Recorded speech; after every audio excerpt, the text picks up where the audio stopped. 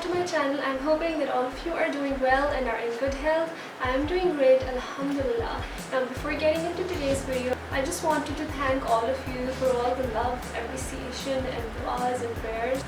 And guess what? We are so close to 100k. I get so many du'as and prayers from so many of you in the comment section praying that I reach 100k as soon as possible. It is just so sweet, guys. Thank you so much. And I've decided that I will do a detailed YouTube journey video after I reach 100k. So yeah, inshallah I'll do that. Now about today's video. Today's video is going to be about lip colors. Nyx lip colors. Recently I got my hands on Soft Matte Lip Cream by Nyx and I got 8 shades in it, and I thought I'll do a video on it so that it is easy for you to know which one to buy.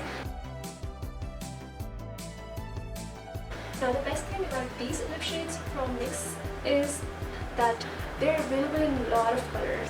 I think they're available in 36 shades if I'm not wrong. These are matte lipsticks but they do not get too dry on the lips, and these are quite affordable. They're not too expensive. One drawback or maybe a good point for some people would be that it does not stick to your lips. You can easily take it off. And let's get started with the video.